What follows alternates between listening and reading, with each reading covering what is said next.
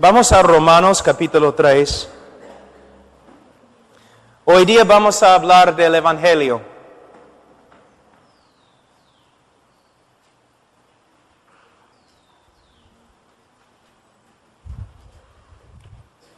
Romanos 3:23, por cuanto todos pecaron y están destituidos de la gloria de Dios.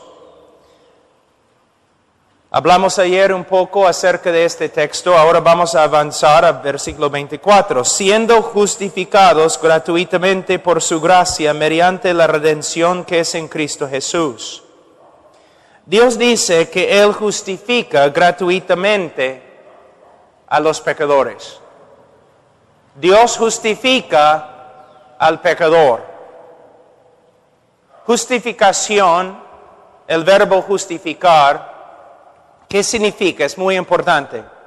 El momento que una persona cree en el Señor Jesucristo, Dios le justifica. No significa que Dios le hace justo, porque todavía el creyente peca, entonces no es perfectamente justo. Lo que significa es que cuando una persona cree en el Señor Jesucristo, Dios declara que esta persona ante Él legalmente es justo. Dios perdona todos sus pecados y declara legalmente que esta persona ante Él es justa. Nosotros usamos la palabra, en inglés es una declaración forensic. No sé si ustedes usan la misma palabra, una declaración forénsica o legal.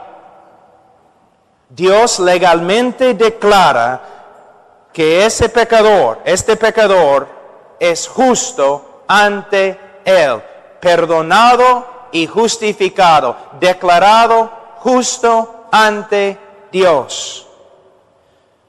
¿Cómo es que llegamos a ser justos ante Dios? Él nos dice aquí, en versículo 24, gratuitamente por su gracia. Esta es la diferencia entre el cristianismo y todas las demás religiones. Como dije hace 6 meses acá, vamos a decir que estamos entrevistando a un musulmán y le preguntamos, Señor, si usted muriera ahora mismo, ¿dónde iría? El musulmán va a decir, bueno, yo voy a ir al paraíso. ¿Por qué? Él va a decir, porque soy un hombre justo. Yo amo el Corán, yo leo el Corán, obedezco el Corán, doy limosnas a los pobres, soy un hombre justo, voy a ir al cielo. Un judío, Señor, si usted muriera ahora mismo, ¿dónde iría? Bueno, yo iría al paraíso, al cielo. ¿Por qué? Yo amo la ley de Jehová. Yo obedezco la ley de Jehová. Soy un hombre justo. El cristiano verdadero. Señor, si usted muriera ahora mismo, ¿dónde iría? Al cielo. ¿Por qué? Bueno, nací en pecado. He desobedecido todas las leyes de Jehová. Merezco la condenación. Pero Señor, tú me dices que vas a ir al cielo, pero tú me dices que mereces el infierno. ¿Cómo puede ser? Y Él dice, voy a ir al cielo, no por medio de mis propios méritos, sino por los méritos de otro, el Señor Jesucristo, que murió por mí. Gratuitamente, sin causa, Él nos justificó. Sin causa. Ahora, hay mucho más que podemos decir, pero hay algo muy importante que necesitamos estudiar esta tarde. Es la parte más importante del Evangelio, pero la mayoría de los evangelistas nunca mencionan esta parte. Nunca. Porque ellos mismos no entienden lo que sucedió en la cruz. ¿Por qué tuvo que morir Cristo? ¿Por qué? por causa de nuestro pecado, pero no hemos contestado la pregunta. ¿Por qué tuvo que morir? Vamos a Proverbios 17.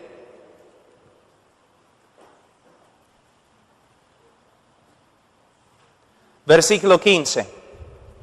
Es el problema más grande en la Biblia y la razón por la cual Cristo murió. Proverbios 17, 15. El que justifica al impío y el que condena al justo, ambos son igualmente abominación a Jehová. Primera verdad, el que justifica al impío es una abominación a Jehová.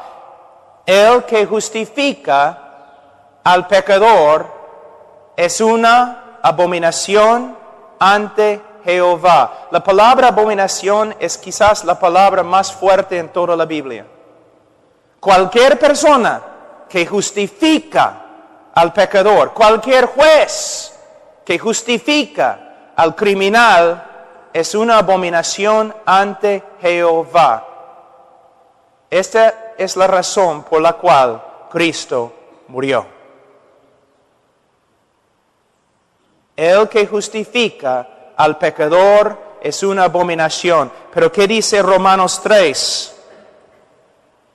Versículo 23. Por cuanto todos pecaron y están destituidos de la gloria de Dios, siendo justificados gratuitamente. ¿Ustedes pueden ver el problema? Es interesante que lo que les voy a decir es la parte más importante del Evangelio y casi nunca se predica. El problema más grande en toda la Biblia, la razón por la cual tenemos un Evangelio, la razón por la cual Cristo murió. Si Dios es justo, Él no puede perdonar al pecador.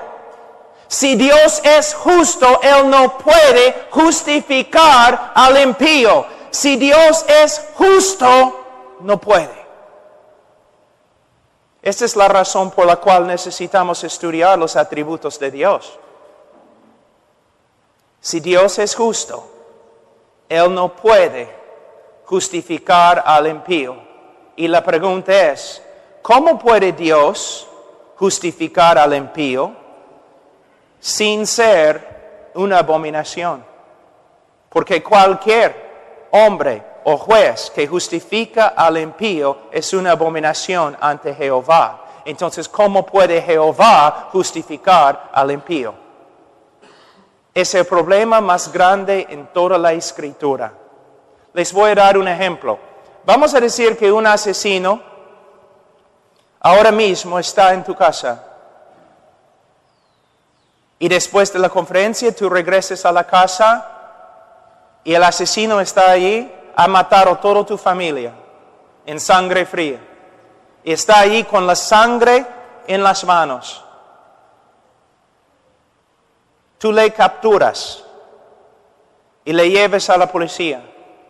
La policía busca toda la evidencia, tienes razón, definitivamente es el asesino. Después de algunas semanas o meses, el criminal se presenta ante el juez. Y el juez dice, yo soy un juez lleno de amor y compasión y misericordia. Te perdono. Estás libre. ¿Cómo vas a responder tú?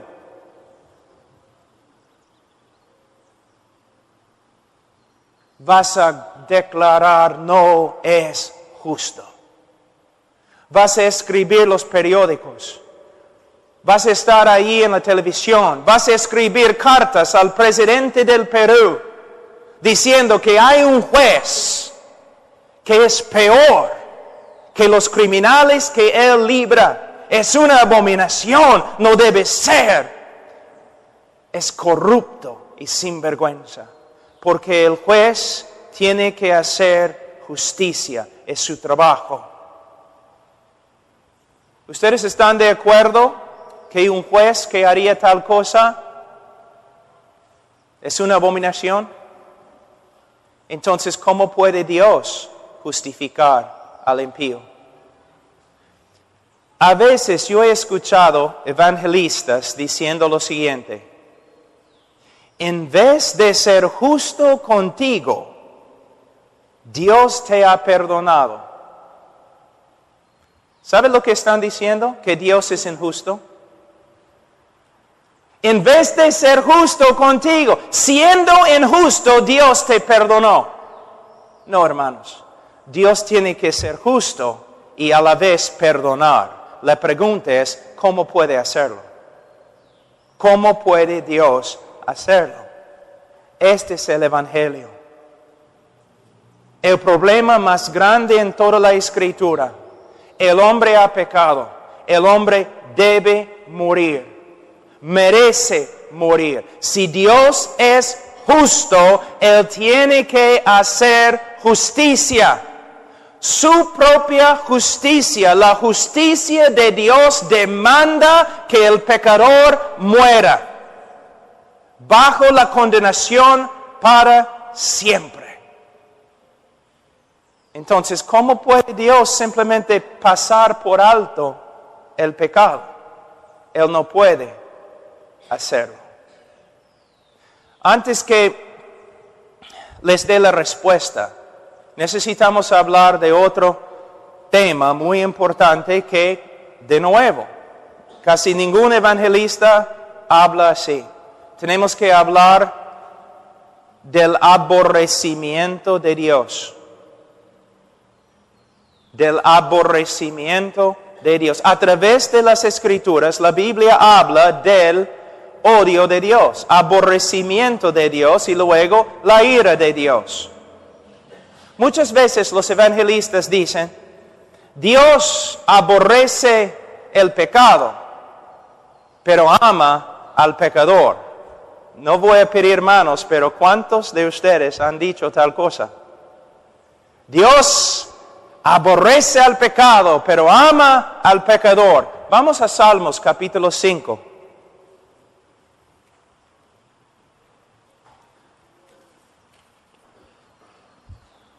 Salmos capítulo 5, versículo 5. Los insensatos no estarán delante de tus ojos. Aborreces a todos los que hacen iniquidad.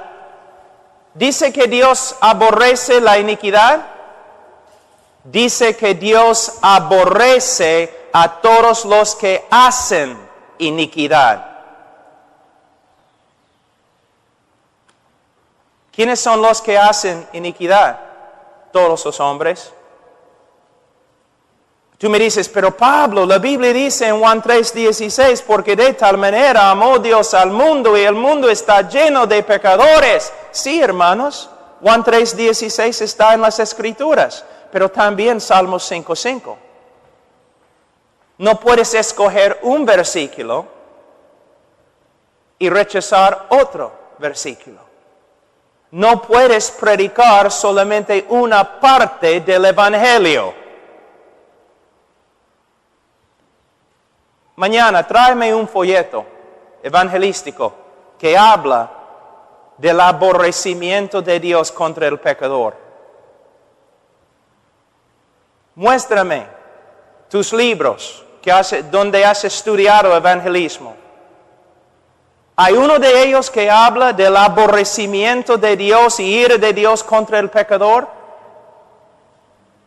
Solamente predicamos una parte del Evangelio. De verdad, Dios ama al mundo. Pero de verdad, el aborrecimiento y odio de Dios viene en contra del pecador. Y si no se arrepiente, el justo, santo aborrecimiento de Dios se manifestará en ira. Y el pecador será destruido para siempre en el infierno. ¿Dios ama al mundo? Sí.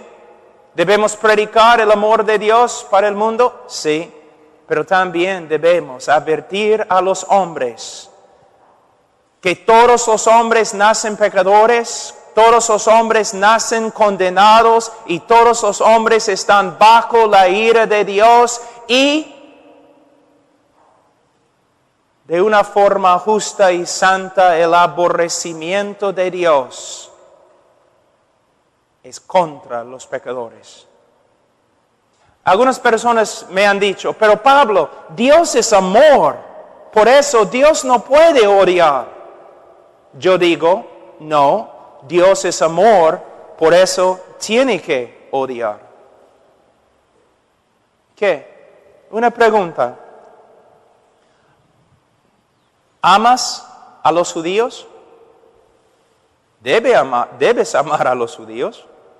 Entonces tienes que odiar el Holocausto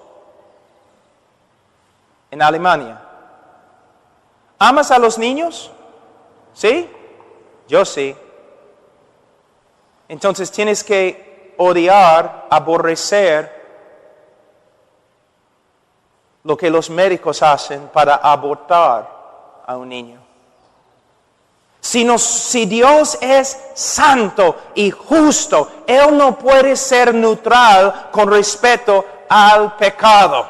Él tiene que venir en contra del pecado. Él tiene que odiar el pecado.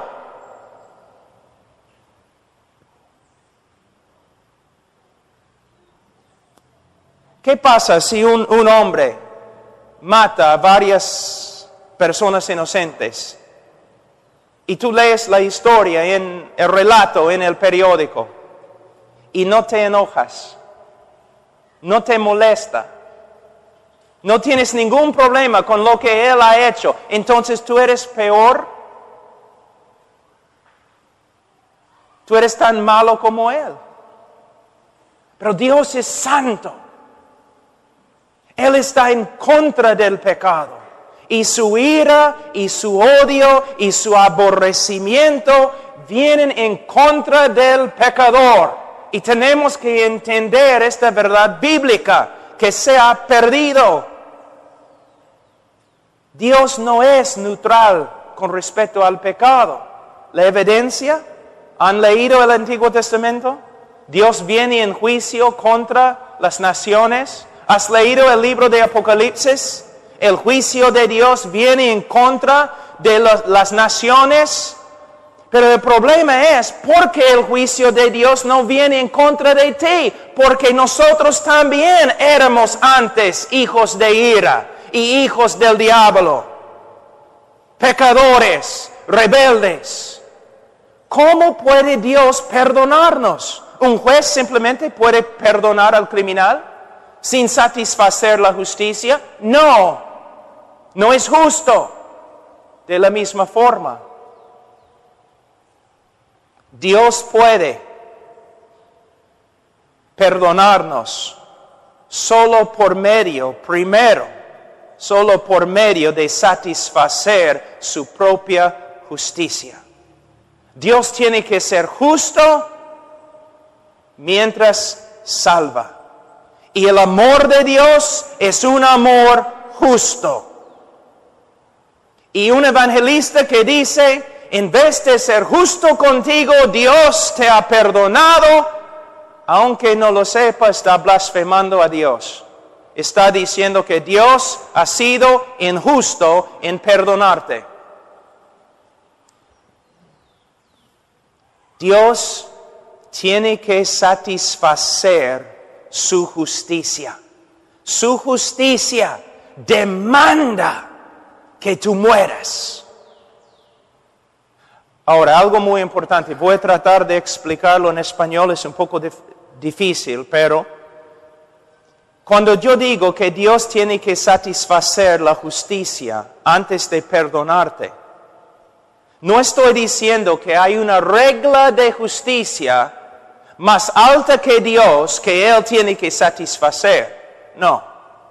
Estoy diciendo que dentro de Dios, uno de los atributos de Dios es justicia. Otro atributo de Dios, amor. Dios no puede negar su justicia para perdonar al pecador. Dios tiene que satisfacer su justicia. Es un Dios perfecto, no es inconstante. Es perfecto en todos sus atributos. Entonces, para perdonarte, Él tiene que satisfacer su justicia. Su justicia demanda la muerte del pecador. Para satisfacer las demandas de la justicia, alguien tiene que morir en el lugar del pecador. Y con su muerte, Él satisface la justicia de Dios. Y solo entonces es posible que Dios perdone al pecador. Ahora, tenemos aquí en versículo 3, versículo 25, hablando de Cristo, dice, a quien Dios puso como propiciación. Propiciación. Probablemente la palabra más importante en toda la Biblia. Evangelista, ¿puedes darme una definición de propiciación? Es la palabra más importante en la Biblia con respecto al evangelismo. ¿Puedes decirme lo que es propiciación? Propiciación es un sacrificio que satisface la justicia de Dios. Y por medio de este sacrificio, Dios puede ser justo y a la vez perdonar y justificar al impío. Es un sacrificio que satisface la justicia de Dios y calma la ira de Dios contra el pecador. La propiciación es Cristo, solo Cristo. Ahora, para hacer una propiciación, Cristo, el Hijo de Dios,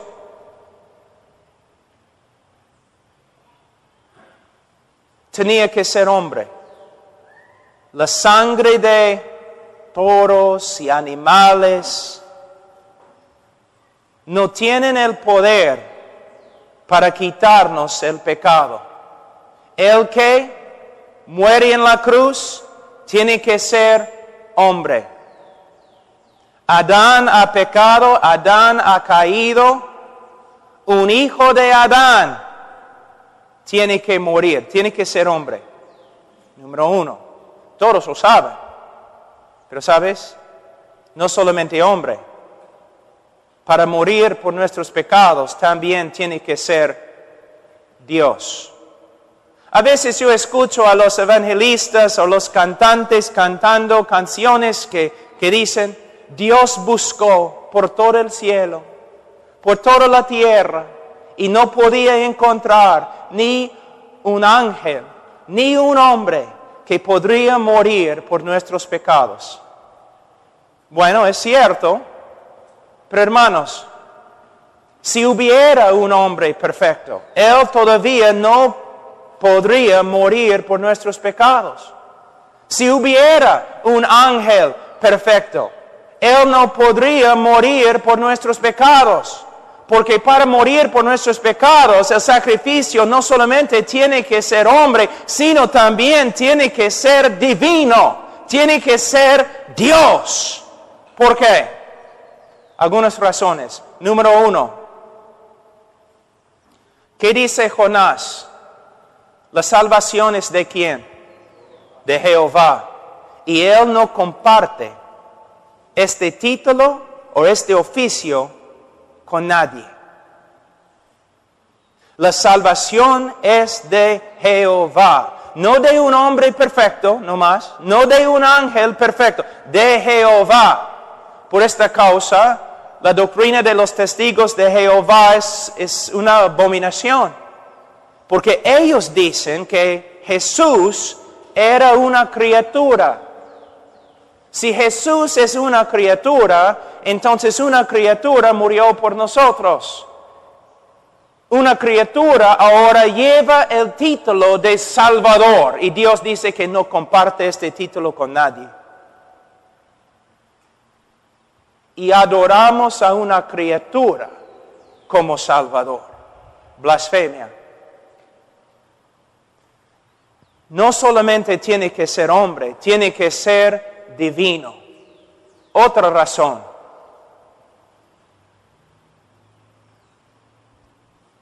El que muere tiene que dar su vida.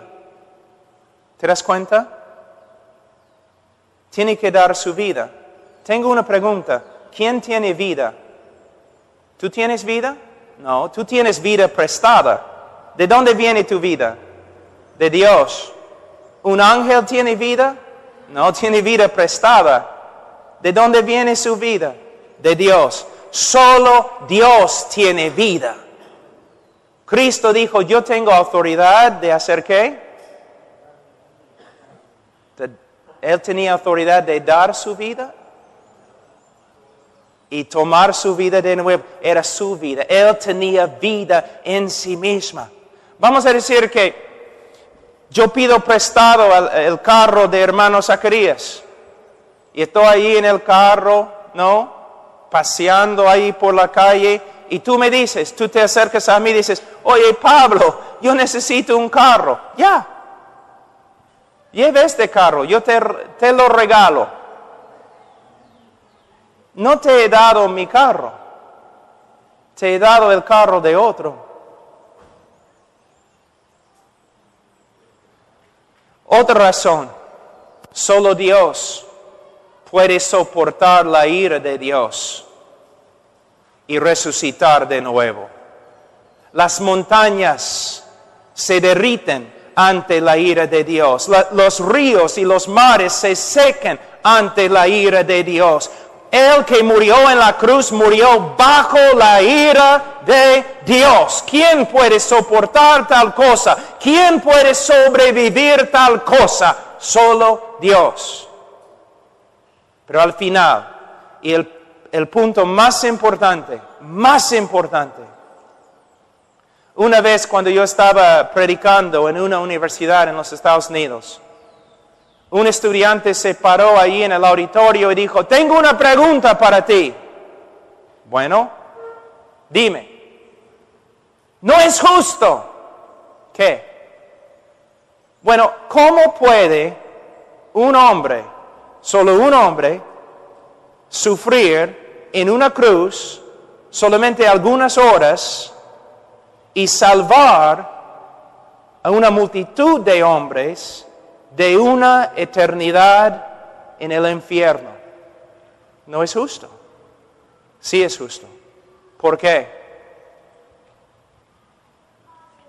Porque ese hombre tenía más valor que todos los demás hombres y ángeles juntos. Cuando los teólogos hablan de la perfección del sacrificio de Cristo, no solamente están diciendo que su sacrificio era santo, sino su sacrificio era de un valor infinito. Un hombre no tiene valor infinito. Un ángel no tiene valor infinito. Solo Cristo, siendo hombre, siendo Dios, tenía el valor infinito para morir y comprar una multitud de hombres. Por eso es necesario que la propiciación sea hombre y la propiciación sea divino, sea Dios. Cristo murió por nosotros. ¿Pero cómo murió? Hace años yo estaba en Europa, yo estaba dando una conferencia, creo que en Rumania o Moldavia o un sitio así, enseñando en un seminario de los alemanes. Entonces después de mi clase me retiré a la biblioteca Estaba buscando un libro para leer todo en alemán. Por fin encontré un libro, La Cruz de Cristo. No de Juan Stott, sino de otro autor. La Cruz de Cristo. Entonces bajé el libro, empecé a leer. Esto es lo que él dijo. Cuando Cristo estaba en la cruz, el Padre le miró y el Padre vio todo lo que él, el Hijo, sufrió a las manos de los romanos y los judíos. El Padre vio toda la aflicción causada por los romanos y los judíos, y el Padre consideró esto como la paga de nuestro pecado. ¿Me escuchaste? Es herejía. ¿No te das cuenta? Mira, de nuevo. Cuando Cristo estaba en la cruz, el Padre miró a su Hijo y Él vio toda su angustia y toda la aflicción de Cristo causado por los romanos y los judíos, los clavos y la lanza y corona de espina y todo lo demás, y Él consideró este sufrimiento como paga de nuestro pecado. Tú dices, sí, herejía. Herejía. Solamente vamos a pensarlo un ratito. Algunos de ustedes están pensando, caramba, herejía.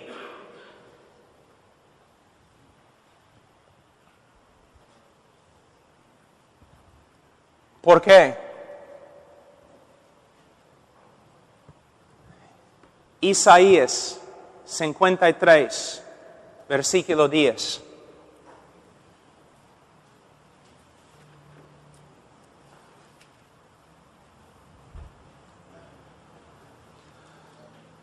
Con todo eso, Jehová quiso quebrantarlo, sujetándole a padecimiento.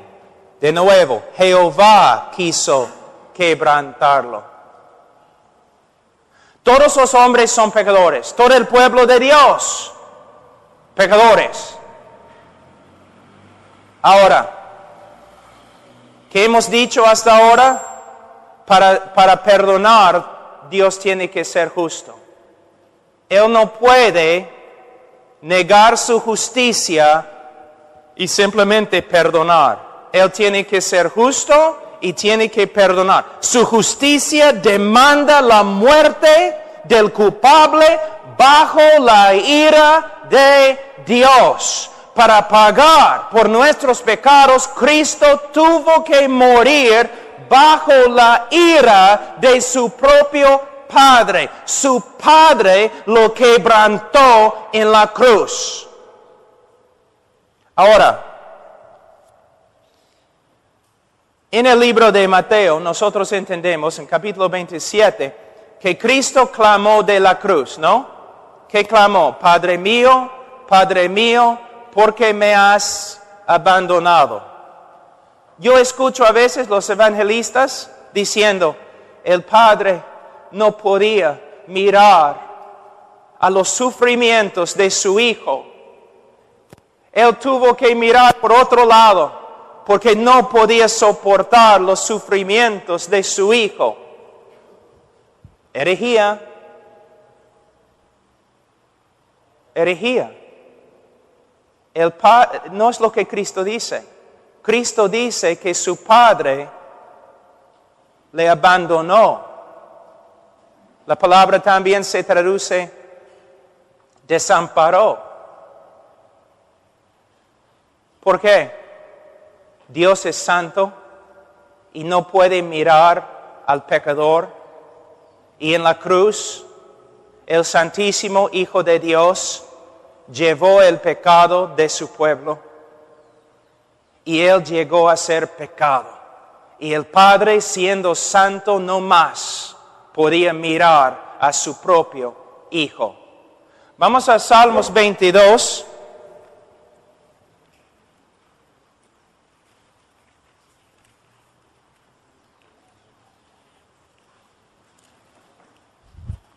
Salmos 22.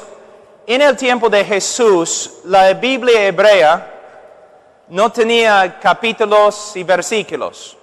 Entonces, cuando un rabino quería enseñar a sus estudiantes de las Escrituras, él citaba el primer versículo del Salmo que él había escogido.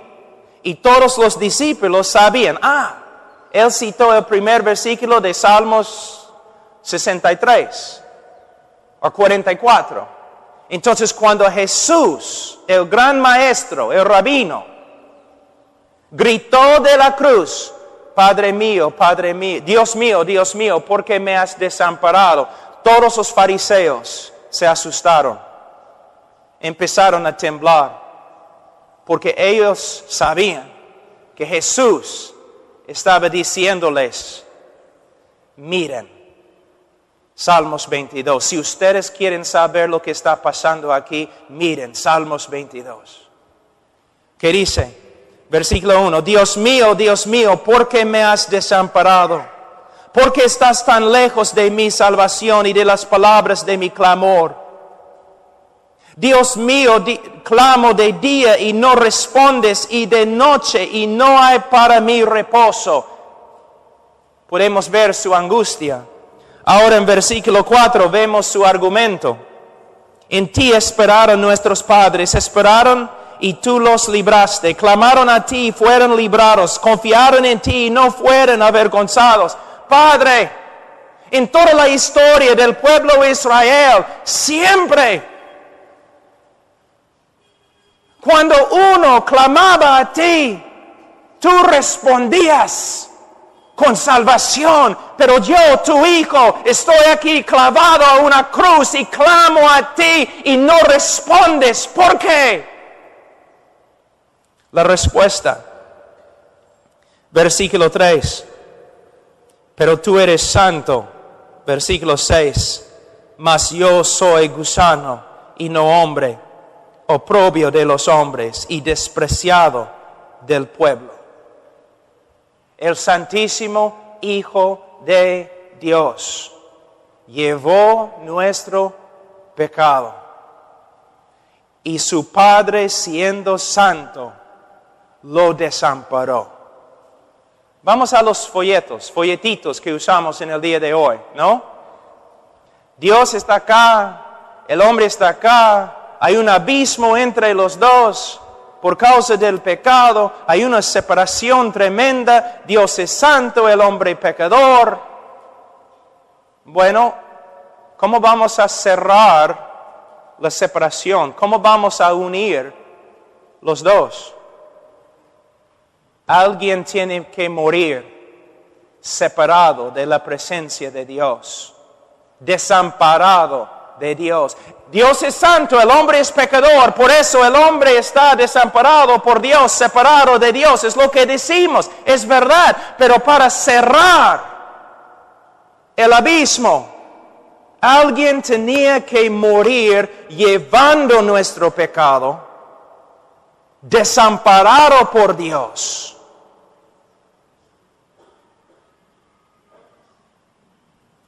¿Qué dice Hebreos? Cristo sufrió fuera de las puertas de la ciudad, desamparado por Dios, rechazado por su pueblo. Vamos a Gálatas un ratito. Gálatas capítulo 3, 10. Porque todos los que dependen de las obras de la ley están bajo maldición. Pues escrito está, maldito todo aquel que no permaneciere en todas las cosas escritas en el libro de la ley para hacerlas. Cada hombre ha desobedecido la ley de Dios. Cada hombre inconverso. Y nosotros también antes de nuestra conversión. Todos los hombres están bajo una maldición. ¿Qué significa? Muy difícil definir, explicar lo que significa ser bajo una maldición. porque es una cosa tan horrenda, tan terrible, que casi no hay palabras en inglés, ni hebreo, ni griego, ni en español para describir lo que significa. Pero voy a darte una ilustración. Por causa de su pecado, por causa del pecado del hombre, en el día de juicio, el hombre inconverso, en su pecado todavía, la última cosa que él va a escuchar cuando toma su primer paso al infierno, cuando entra en el infierno, la última cosa que él va a escuchar es toda la creación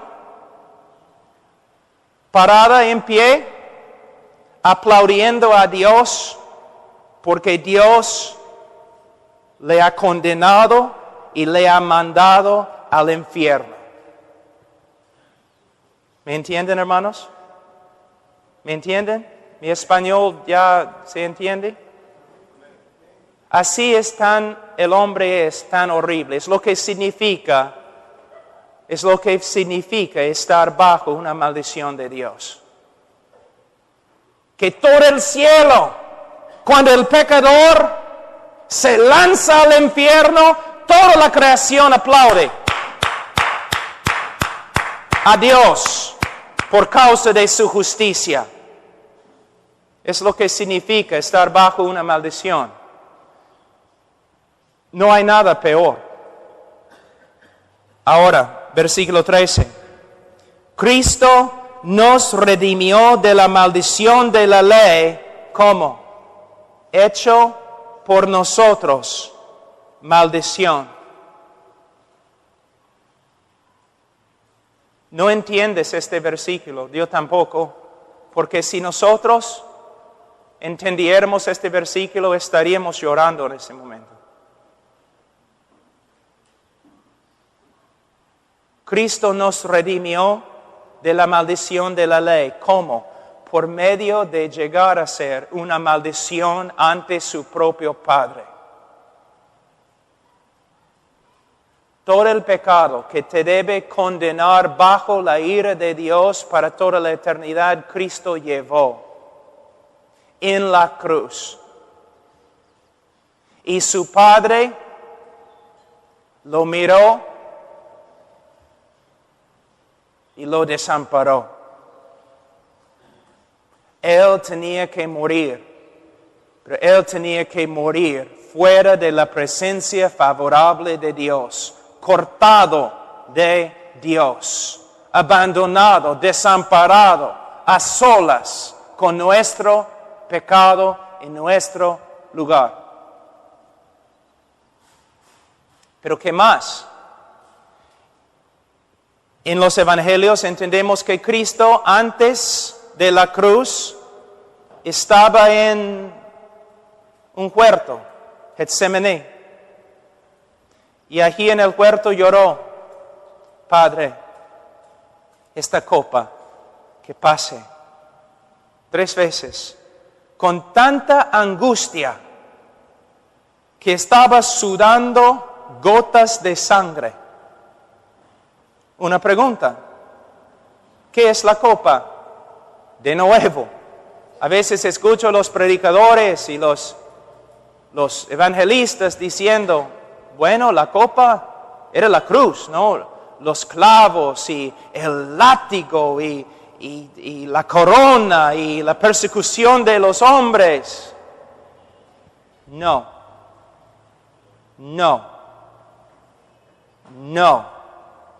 Tengo una pregunta. ¿Los seguidores de Cristo tienen más coraje y valentía que Cristo mismo? ¿Cristo es un cobarde? Entonces, vamos a ver algunas cosas. Después de la ascensión de Jesucristo a la diestra del Padre, había un gran movimiento del Espíritu Santo y miles de personas se convirtieron. Muchos de ellos murieron en cruces. En los más que 20 siglos que han pasado, Algunos dicen que más que 50 millones de cristianos han muerto como mártires. A través de la historia, los libros, relatos que tenemos acerca de ellos, muchos de ellos iban a la cruz cantando himnos con gozo.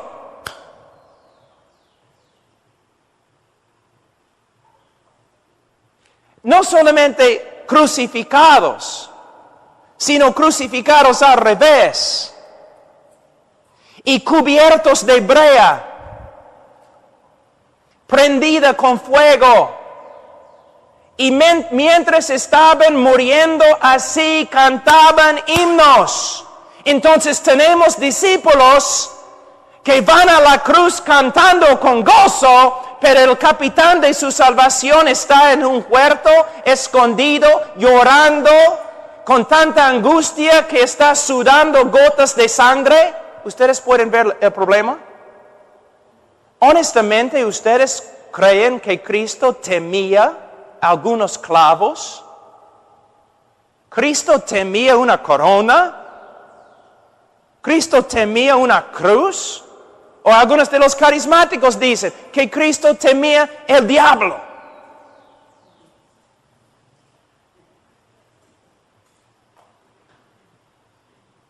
Yo te digo lo que causó la angustia, la copa. A través del Antiguo Testamento, especialmente en el libro de Salmos y Jeremías. Sí, voy a resumir un montón de textos en una pequeña frase.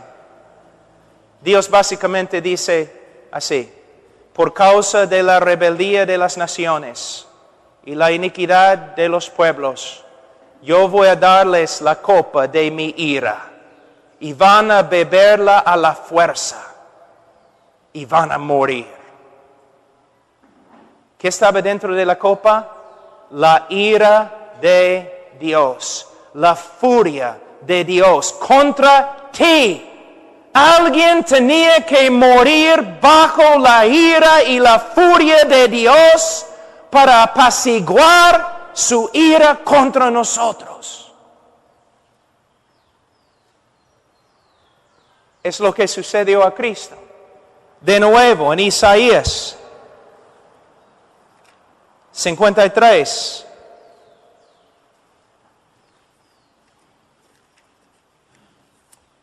Con todo eso, Jehová quiso quebrantarlo.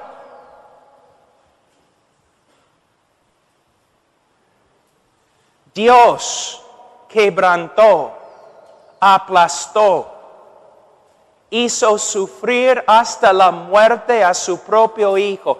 Por causa de nuestro pecado, nosotros debemos morir bajo la ira de Dios en el infierno para siempre. Para perdonar a los culpables y todavía ser justo, el Hijo de Dios tuvo que morir en nuestro lugar bajo el castigo nuestro, separación de Dios y la ira de Dios.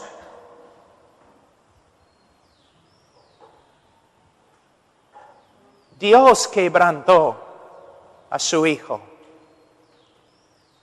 Dios. Para darte una ilustración del Antiguo Testamento, Dios dice a Isaías, Dios dice a Abraham, Abraham, toma tu propio hijo, Isaac, y llévalo a la montaña, ofrécelo allí como un sacrificio. Tu único hijo, Abraham, sacrifícalo. Abraham obedece. Su hijo está allí en el altar. Abraham con el cuchillo, así. Y su voluntad, cuando su voluntad se rinde a la voluntad de Dios, Dios lo para. Y tú dices, no, qué lindo fin de la historia. No es el fin de la historia, es la intermisión. Es la parte entre dos películas. Intermedio. No es el fin, es el intermedio. Años y años y años después, cuando el tiempo fue cumplido, Dios mismo puso su propio Hijo en un altar y tomó el cuchillo y mató a su propio Hijo. Alguien tenía que morir bajo la ira de Dios, separado de la presencia favorable de Dios. Ahora, hermanos, algunos de ustedes han escuchado cosas que nunca habían escuchado. Pero todos nosotros decimos, predicamos el Evangelio. No predicamos el Evangelio. Predicamos 4 leyes espirituales y 5 cosas Dios quiere que sepas. Y pasamos a la gente por algunas etapas y si ellos dicen sí en cada etapa, al final como el Papa, nosotros los pronunciamos salvos. ¿Me entienden, hermanos? El Evangelio. Nosotros decimos, pero tú sabes que Cristo murió por ti, pero ni el evangelista sabe lo que significa. Por eso no tiene pasión. Mira lo que ha sucedido. Mira lo que Dios ha hecho por nosotros. Su propio Hijo ofreció. Él desamparó a su propio Hijo. Él quebrantó a su propio Hijo. Y su Hijo murió. Y al tercer día su Hijo resucitó. Su resurrección es muy importante, solamente un texto, Romanos capítulo 4, versículo 25, el cual fue entregado por nuestras transgresiones y resucitado para nuestra justificación. La preposición acá sería mejor traducida, el cual fue entregado por nuestras transgresiones y resucitado por causa de nuestra justificación. Y lo que significa es lo siguiente. Cuando Dios resucitó a su propio Hijo de la muerte, Él estaba dando una señal pública que su sacrificio fue suficiente para pagar por todos los pecados de su pueblo. Y ahora podemos ser justificados porque Cristo y su obra son perfectas. Es la declaración de Dios que sí, su muerte, su sufrimiento fue suficiente. Y Cristo resucitó y ascendió a la diestra de su Padre. Él es Rey de reyes, Señor de señores y el único Salvador. Y ahora, la invitación no es, ahora, si quieres una vida mejor, ¿no te gustaría repetir esta oración y pedir a Cristo que entre en tu corazón? ¿Pueden ver cuán horrible está la invitación? No, la invitación bíblica es para la gloria de su Hijo, para el beneplácito de su Hijo, para el gozo, el honor de su Hijo. Dios demanda que todos los hombres se arrepientan y crean en el Evangelio. No importa lo que te cueste. Nosotros, yo creo que los predicadores en el día de hoy de verdad creen que Cristo y su muerte no tienen mucho valor.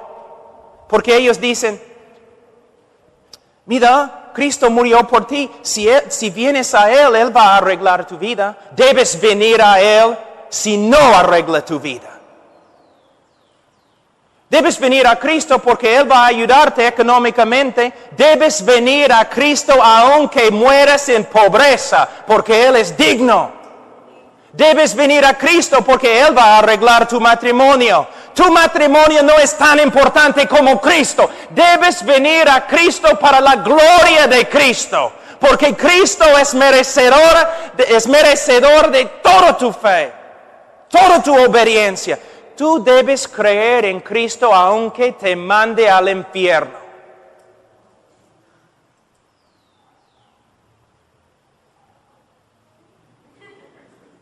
Es verdad. Tú vienes a Cristo porque vas a recibir algo. Sí, Cristo puede arreglar tu vida. Arregló la mía. Todavía está arreglando la mía. Pero hermanos, ¿qué es eso? Nuestra manera de ofrecer a Cristo a los hombres deshonra a Dios.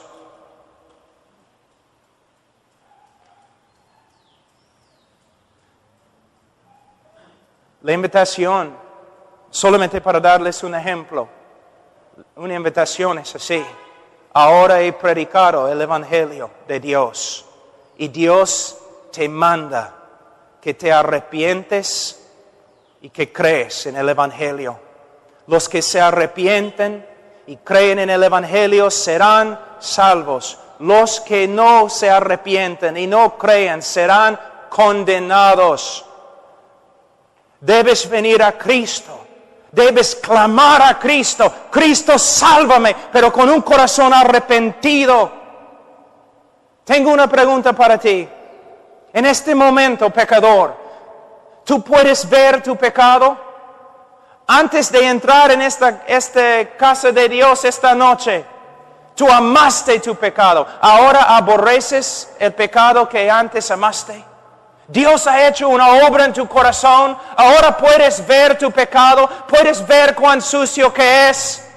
Deseas ser limpio. Deseas ser santo. Deseas ser hijo de Dios. Deseas honrar a Cristo. Cristo para ti ahora es precioso. Entonces clama a Cristo. Con fe y te salvará. Pero la evidencia de que te ha salvado será que tu vida va a cambiar y va a continuar cambiando hasta el fin. Pero si tú recibes a Cristo esta noche y tú sales de este lugar y tu vida no cambia, no recibiste nada esta noche.